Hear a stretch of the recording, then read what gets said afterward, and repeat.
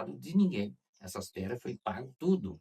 E o povo tem aquela ideologia de dizer que o movimento invadiram, tomaram.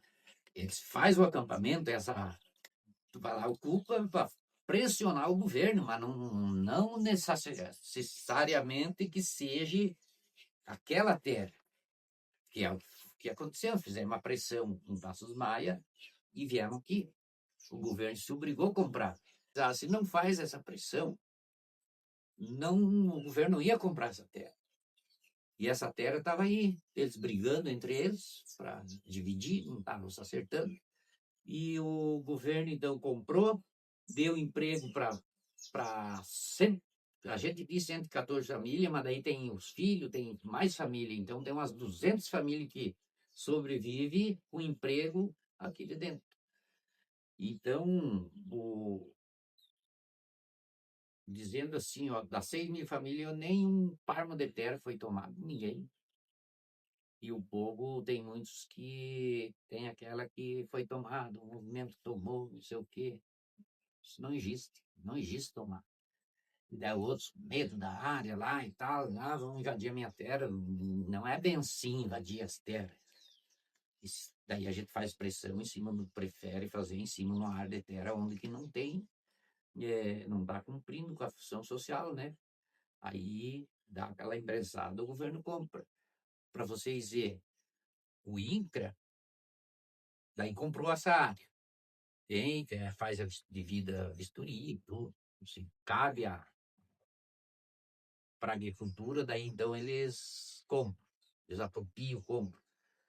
Daí existe diferença entre desapropriar, é quando o cara não quer vender, mas a terra não está cumprindo com isso. Daí eles desapropriam, mas eles pagam. E comprar daí é livre, assim, que nem aconteceu aqui. Então não tem muito o povo ficar com medo que vão perder e tal, né? Então, em primeiro lugar, meu nome é Edelardo Santos e é dia 20 de novembro de 1996, em homenagem aos 300 anos da morte do Zumbi, a gente fez um grande acampamento no município de Passos Maia. Nesse acampamento era uma área de terra que não cumpria a sua função social, uma área de terra de 9.500 hectares, e então 830 famílias ficaram acampadas e essa acampada começaram a se organizar em busca de um pedaço de terra para poder viver mais tranquilo. A gente ficou um ano, de dia 20 de novembro até 17 de setembro de 96, que foi a chegada aqui para Caçadora. Portanto, a gente chegou aí e começou a se organizar com as famílias. Primeira noite que passamos foi numa mangueira, lá na chegada do assentamento. E aí, quando clareou o dia, a gente veio para o centro do assentamento. Como não tinha casa, não tinha nada, era limpo tudo, a gente já procurou achar as varas aí, erguer o baraco, fazer cada um o seu baraco de lona. Conseguimos, então, já a segunda noite, dormir debaixo de um coberto. Mas tudo era divertido, era frio, a gente não está acostumado com frio de caçador, né? Então a gente daí começou a participar das reuniões, a universidade chamou as lideranças nossas para ir lá, como havia 800 famílias inscritas para ganhar a terra aqui, inscritas no sindicato, eles chamaram nós porque que de 800 famílias tinha vaga ali para 114 e veio 114. Aí que entra a história do MST, pelo fato do povo estar organizado. Sem organização a gente sabe que não chega a lugar nenhum. E o pessoal de Caçador também se assustaram que um grupo de pessoas que vieram também, que então era um fato assim que passava pela cabeça das pessoas, né? E aí e a gente chegou aqui, tivemos grande apoio aí do sindicato, das igrejas e também parte da sociedade aqui de Caçador, tiveram nós apoiando. E a gente conseguiu assentar 114 famílias.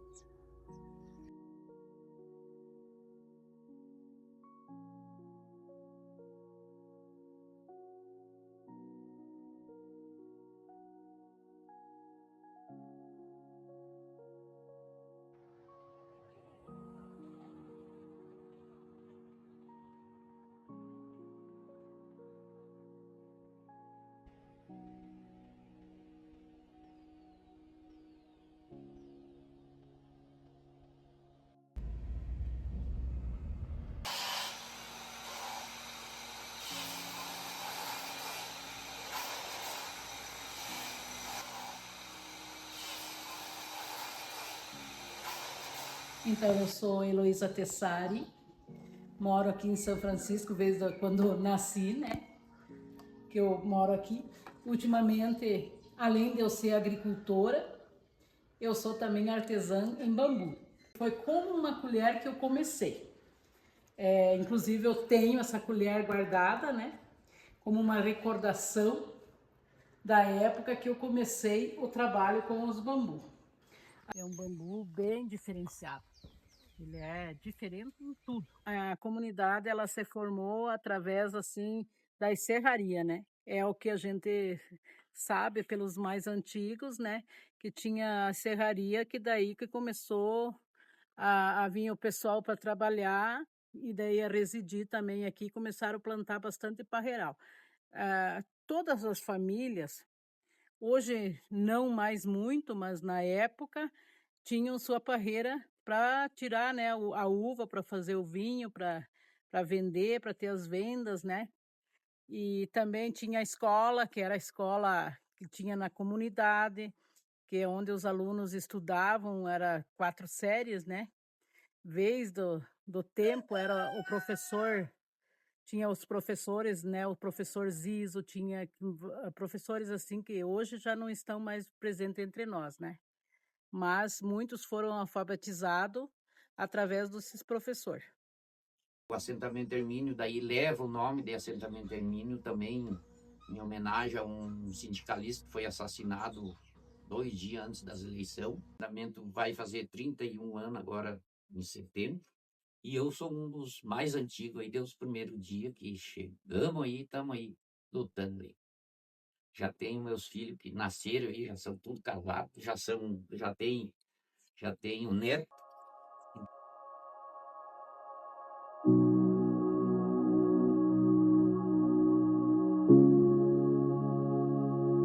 Mas eu ficava com dó das crianças, eu dava aula, não ganhava nada. Daí um dia, e não passou pela cabeça nós procurar a secretaria, mesmo que fosse de baixo aluno. Tinha 92 crianças. Então, na escola, a gente aprendeu os professores. Então, eu pegava aquela criançada para não deixar muito pinchado e entrar para dentro, fizemos um barracão de lona e entrar lá para dentro. Uns tinham uma tabuinha com carvão, outros tinham um papel, outros achavam lá na casa um lápis e daí nós fazíamos atividade ali com eles. Daí um dia desse chegou a Shirla, que era a coordenadora aí, disse, não, vai lá que nós vamos arrumar lá, tu ganha um salário bom de professor e tu faz o documento aí e tal. E nós se contratemos. Mas eu disse, eu sozinho não dá, porque tenho 92 crianças. Daí fui eu e o tal de Clóvis, que era professor, e mais uma guria que veio de um assentamento lá da onde que eu vim. E aí a gente fez as documentação e comecei a pegar daí os conteúdos, tudo. E daí eu tenho um irmão que era professor, ele muito me ajudava. Às vezes eu tinha que ligar para ele, daí ele veio cá que eu vou te dar um livro, tu tem tudo na mão ali, tudo, de primeira a quarta série. Então foi ali que daí eu fiz o ensino médio, ela também fez. E tivemos a grata satisfação que tenho criança que saiu pela minha mão e que hoje é promotor. E aqui na cidade tem um que é policial, que foram alunos assim que veio. Daí eu fiquei 10 anos na escola. Depois das lonas, do baraco de lona, daí nós ganhamos, através do Padre Gilberto, um baracão que é esse que está aí. E a prefeitura contribuiu com mais 5.000 na época. Então a gente conseguiu fazer, daí passemos ali, já melhorou. E hoje tem uns professores que vêm de fora, daí a minha menina estudou ali, hoje a professora também disse, agora vá lá, né, que eu era professor, e fique lá. Continuar. Mas daí passou muitas crianças assim, né? Uns com dificuldade, outros se destacaram melhor, né? Foi muito bom. Esse Hermínio, então, era um sindicalista que lutava por isso. E aí, os caras achavam que ele organizava o pessoal para tomar a terra. Só que, quando nós viemos aqui, ele já tinha sido assassinado. O governo já tinha comprado essa área de terra, então não tinha nada a ver. Ele só porque estava pegando assinatura. Devia ser isso, porque com ele que o pessoal tinha 800 pessoas inscritas para ganhar terra. E daí mataram ele. E aí que veio a história, porque o povo de caçador não ganharam a terra e veio um povo de fora, porque estava organizado através do MST e fizeram a tal pressão lá e o governo se obrigou a comprar. Porque se ele queria comprar de livre vontade, ele sabia que tinha 800, não precisava nós fazer o acampamento lá para forçar lá para sair aqui, porque tinha sem terra aqui. E hoje ainda tem. E aí muitos foram trabalhar de peão, trabalhado pelo pessoal aí na Castelli, a linha japonês. Saía 4, 5 caminhão de gente todo dia, e ia de manhã, vinha à tarde, à noite. Então, esse pessoal aprenderam a plantar o alho, a cenoura, o tomate, e daí começaram a entrar para dentro do assentamento. Na época eu era professor, então eu ficava mais na escola, mas tinha algumas coisas que eu plantava, tipo milho, feijão, mandioca, essas coisas para o gasto, né? E aí o pessoal começaram a um ajudar o outro, assim, nesse sentido. Então não precisa derrubar o mato. Se a gente planejar bem a propriedade, não precisa nós destruir aquilo que tem ali, que a natureza deu, que vai levar quantos anos para voltar aquilo um dia. Então, com pouca terra que a pessoa sobrevive. Além de colher, eu faço copo, eu faço vários outros artesanato, eu faço também muita fonte de água, eu faço assim uns lustres também, né, para decorativos. Também a gente faz, né, porque daí eu tenho que ter ajuda da família nessa parte ali, né, de fazer bancos e coisas maiores, né. A gente faz aquário também para colocar peixinhos. Mas o forte mesmo é colheres, copo, velas também em bambu, tudo que você imaginar, assim, que você pensa. Essa madeira é uma madeira muito forte, ela é bem resistente, né? Então a gente pode fazer muitas coisas. E é uma maneira de você agregar um valor dentro da propriedade e conseguir ganhar um pouco mais, né? Eu sou apaixonada pelo que eu faço. Eu sou assim, cada peça que eu faço para mim é como uma peça única e maravilhosa, né? E quando as pessoas compram a peça, quando elas veem as peças e elas acham assim a peça muito linda ou bonita ou gostam, então essa satisfação é mais ainda do que o dinheiro que eu ganho em cima dessa peça. Meu dia a dia aqui na colônia, né, no interior, é acordar de manhã cedo, tomar um café, né, com a família, né? Depois eu vou trabalhar com os bambu, né?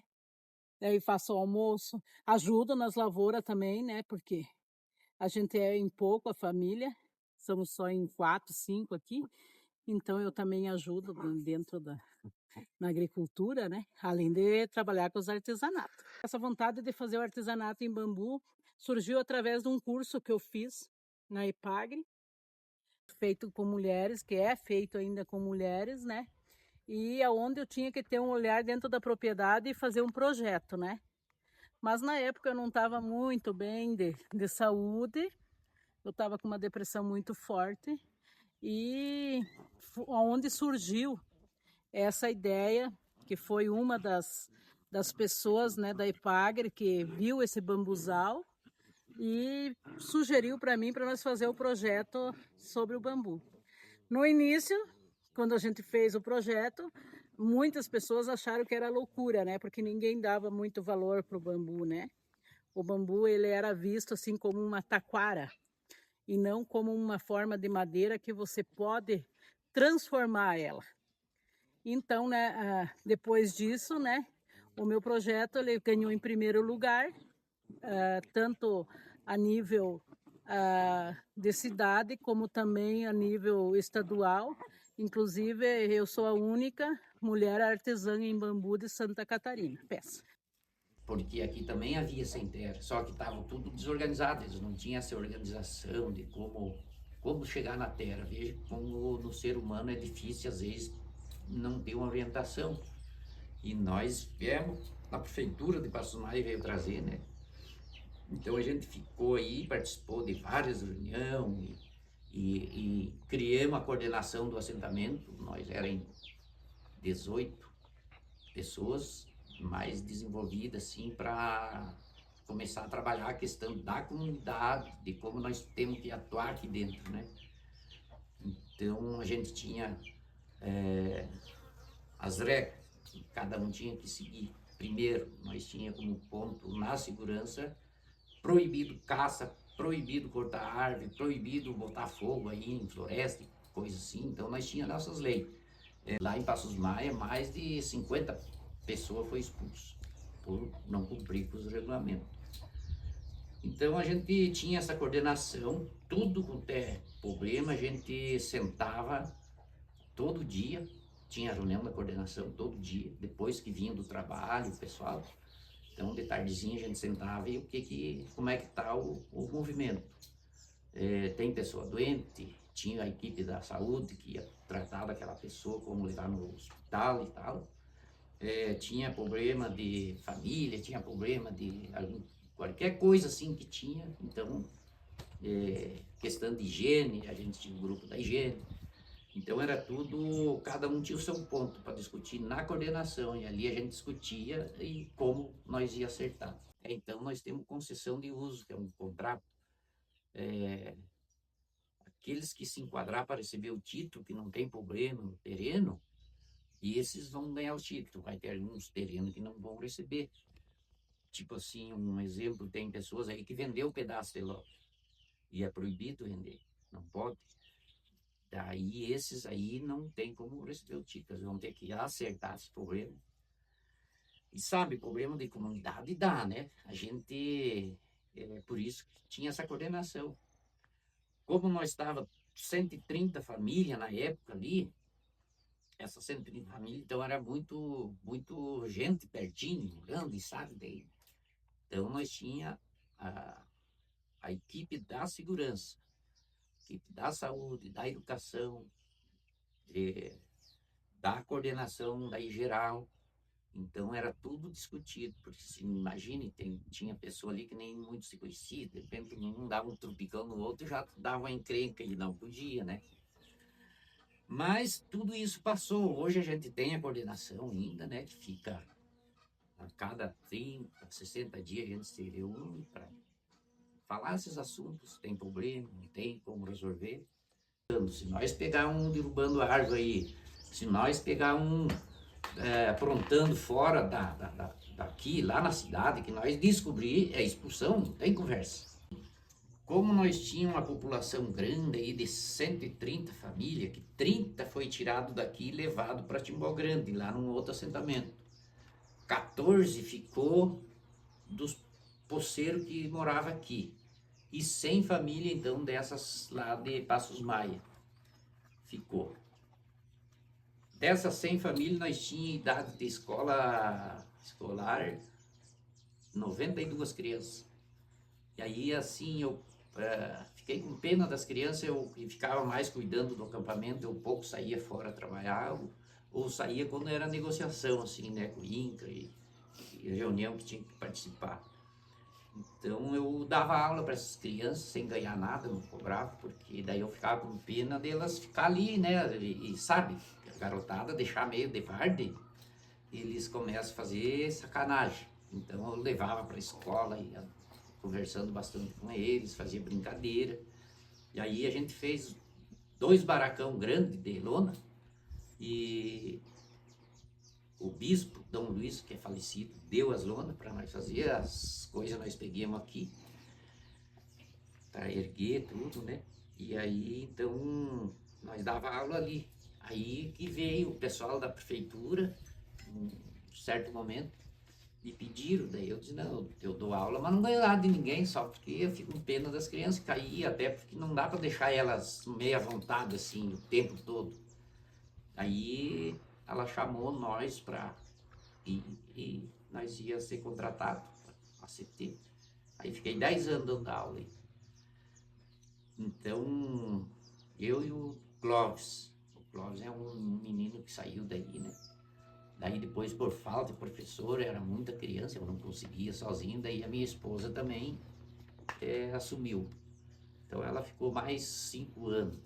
Como a lei do INCA, funcionário público não pode ser assentado, daí a terra ficou no nome dela e eu segui dando aula.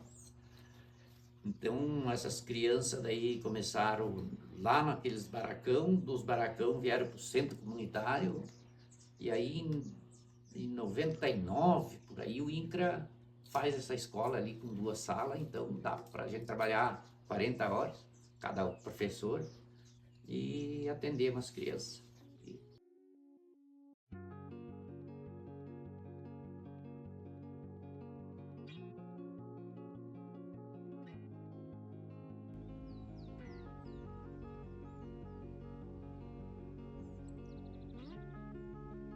Os tios do meu marido e a mãe deles. Todo mundo tinha o seu terno. Aqui é a família do meu marido, pai, mãe e os irmãos.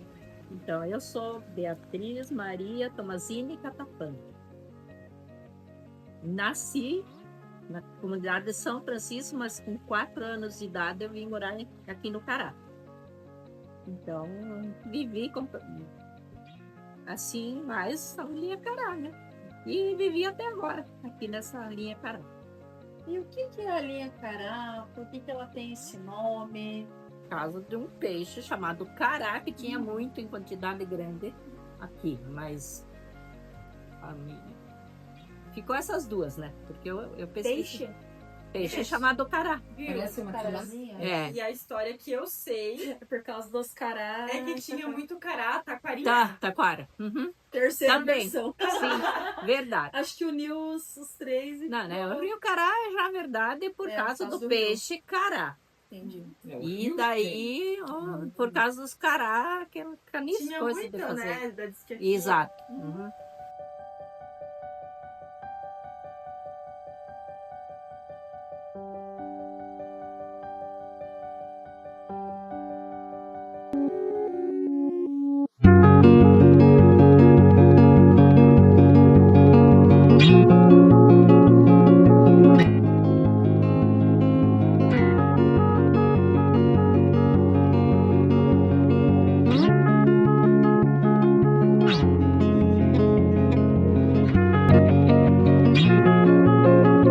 Que essa igreja foi construída por Ivo Pasquale. Ah, não, o altar, né, que é considerado uma obra de arte da comunidade. Mas a igreja também foi construída por Ivo Pasquale.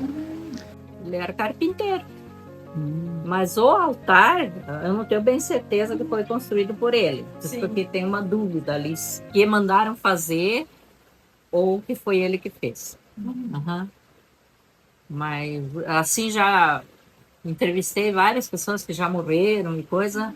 Ninguém soube dizer direito da história do altar. Quem que fez mesmo ali, Uhum. né? Essa...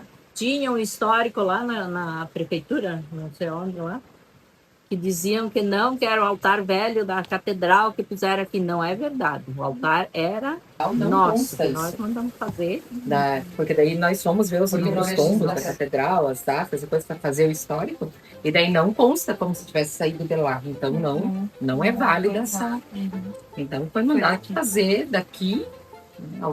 Se foi o Ivo Pasquale, não sei, mas que foi mandado da comunidade. Então esses matos que vocês vejam por aí, pra cá, tem meio por tudo, assim, esse capão foi o que foi preservado. Daí alguns tiraram, alguns pegaram e foram e cortaram, mas nós trabalhamos muito essa questão do cuidado com o mato. Eu já escolhi esse terreno porque tinha um quadro de mato ali, água que corre ali, então já escolhi, mas aí me disseram que não derruba esse mato, plantar tomate. Eu disse, mas ó, nunca vocês vão comer tomate se não cortar o mato aí. Que é legal você ir lá olhar os passarinhos cantar. Tem até nambu aí que vem cantar aí pertinho da casa, que eu muitos anos não via mais, né? Então, esses cuidados, eu acredito que não é só no assentamento, tem que ser em tudo, né?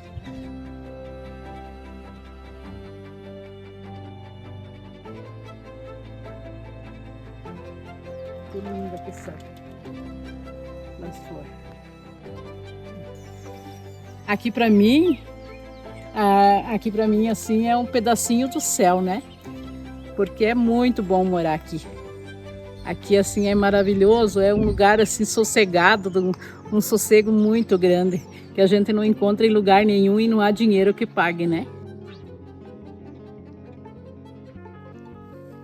A ruralidade contestada, para não perder o vínculo que teve as nossas comunidades, que isso se torna a realidade de todas as pessoas, de toda o nosso pensar e o nosso mover de nossas comunidades.